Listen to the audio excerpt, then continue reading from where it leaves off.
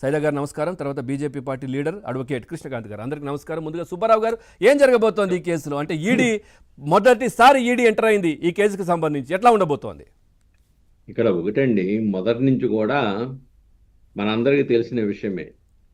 నారాసుర రక్త చరిత్ర అని చెప్పేసి సాక్షి పత్రికలో వేసుకోవటం, ముందు హార్ట్ అటాక్ థియరీని క్రియేట్ చేయటం, తర్వాత అక్కడ సాక్ష్యాలను మటుమాయం చేయటం, ఇవన్నీ కూడా ప్రత్యర్థుల మీద, చంద్రబాబు నాయుడు గారి మీద ఆరోపణలు చేయడానికి ప్రయత్నం చేసిన తర్వాత సిబిఐ దానికి ఫుల్ స్టాప్ పెట్టింది.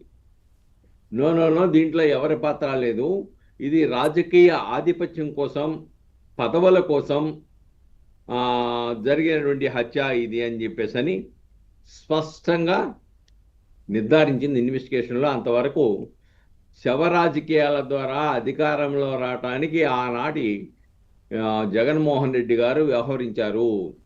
దానికి తోడుగా కోడికత్తి కేసు, అలానే సిబిఐ విచారణ జరపాలని వేశాడు, గ్యాగ్ ఆర్డర్ ఇచ్చాడు. ఇంకా సాక్షిలో రాసిన తర్వాత దాని మీద ఎవరు మాట్లాడకూడదని చెప్పేటప్పటికీ అది నిజమైన ప్రజలు అమాయకంగా నమ్మారు, గెలిపించారు. తర్వాత తెలుసుకున్న తర్వాత ఏం చేశారో మనందరికి తెలిసిన విషయమే.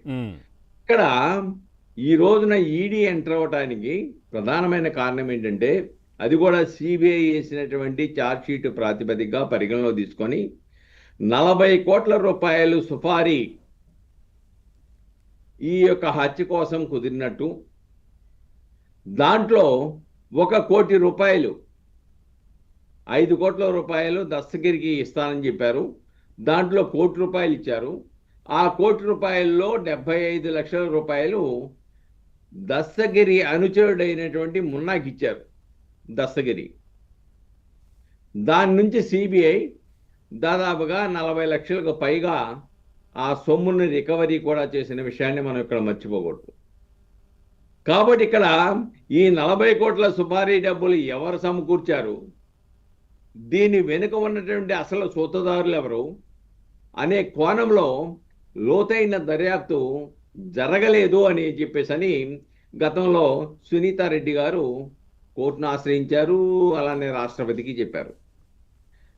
ఇప్పుడు దాని ప్రాతిపదిక కాల్ డేటా కానీ, లేదంటే ఈ సొమ్ము సంబంధించిన విషయంలో కానీ, దీంట్లో మనీ లాండరింగ్ కూడా ఇన్వాల్వ్ అయి ఉంది, ఈ సొమ్ము ఎక్కడి నుంచి వచ్చింది అనే దాని మీద అవినాష్ రెడ్డి యొక్క హైదరాబాదులోని కోకాపేటలో ఓపెన్ స్కైన్ విల్లాస్లో ఉన్న ఆయన నివాసంలో తనిఖీలు మొదలెట్టారు. ఉదయం నుంచి సోదాలు జరుగుతున్నాయి.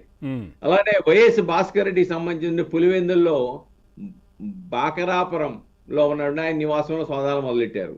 అలానే దేవిరెడ్డి శంకర్ రెడ్డి పులివెందుల హైదరాబాదులో ఉన్నటువంటి ఇళ్లలో పెట్టారు. అలానే దస్తగిరి కూడా పులివెందుల్లో ఎవరైతే అప్రూవర్గా మారాడో, ఎవరైతే 1 కోటి రూపాయలు తీసుకున్నాడో 5 కోట్లకి, ఆయన ఇంట్లో చేశారు.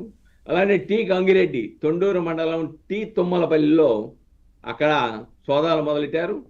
సునీల్ యాదవ్ పులివెందుల్లో చూశారు. పాపం ఆయన ఇంటికి వెళ్ళిన తర్వాత పాపం ఈడీ వాళ్ళు చూసి, ఇదే నా ఇల్లు, ఇలాంటి ఇల్లా అని ఆశ్చర్యపోయారనేది స్పష్టంగా తెలుస్తూ ఉంది.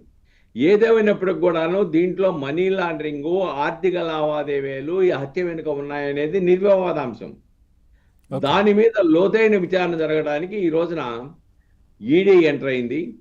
అది రాష్ట్రపతి ఆదేశమా, లేదంటే ప్రధానమంత్రి ఆదేశమా, లేదంటే సునీతారెడ్డి ఇచ్చినటువంటి విన్నపాన్ని పరిగణలోకి తీసుకొని ఈ యొక్క వాస్తవాలు ఆమె చాలా స్పష్టంగా చెప్పింది. బాహ్య ప్రపంచానికి తెలియకుండానే జగన్మోహన్ రెడ్డి గారికి, నా తండ్రి గారిని ఏ విధంగా హత్య చేశారో విచారణ సమస్యలకు కూడా తెలియకుండా ఆయనకి ఎలా తెలిసింది, అక్కడికి వచ్చిన తర్వాత ఏ విధంగా ఎలాగ గొడ్డలతో నరికారో ఏ విధంగా చెప్పగలిగాడు, ఆ దిశలో కూడా విచారణ జరపాలి. అసలు హార్ట్ అటాక్ థియరీ ఎవరు చేశారు, సాక్ష్యాలను మటుపాయం చేయడానికి ఎవరు ప్రోత్సహించారు, వీటన్నిటి మీద కూడా లోతైన విచారణ జరపాలి. ఆ దిశలో జరగట్లేదు. అసలు త్రిమింగళాలు తప్పించుకు తిరుగుతున్నాయి. అసలు ఈ హత్య వెనుక కుట్ర ఎవరిదైతే ఉందో వాళ్ళని కనిపెట్టడంలో విచారణ సంస్థ ఆ దిశలో విచారణ జరపడం లేదు అనేది చాలా స్పష్టంగా. అలానే సాక్షి పత్రికలో రాసిన దాన్ని సాక్షిని విచారించాలి. అలాగనే విజయసాయిరెడ్డి గారు విశాఖపట్నంలో హార్ట్ అటాక్ అన్నాడు. ఆయనకి ఎవరు చెప్పారు, ఎలా చెప్పారు, ఎక్కడి నుంచి వచ్చింది సమాచారం, ఎందుకు ఇలా తప్పుడుగా చెప్పడానికి కావాల్సినటువంటి ఎన్ని కోట్ల రూపాయలు ఖర్చు పెట్టి ఆ విధంగా చేశారు, ఇవన్నీ కూడా ఈ రోజున మొన్నాను కూడా విచారించడానికి అవకాశం ఉంది. కాబట్టి ఇక్కడ చాలా స్పష్టమండి, ఈడీ ఎన్ఫోర్స్మెంట్ డైరెక్టరేట్ రంగంలోకి దిగింది కాబట్టి ఈ మనీ లాండరింగ్ నిరోధక చట్టం కింద విచారణ జరుగుతుంది.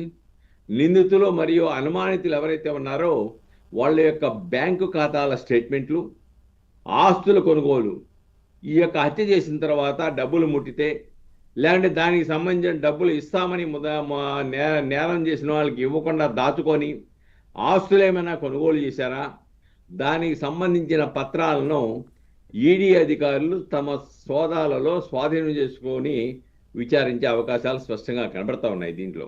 ఓకే, కాబట్టి ఏదేమైనప్పుడు కూడాను ఈడీ ఎంటర్ అవ్వటం కొత్త పరిణామంగా మనం చూడాలి.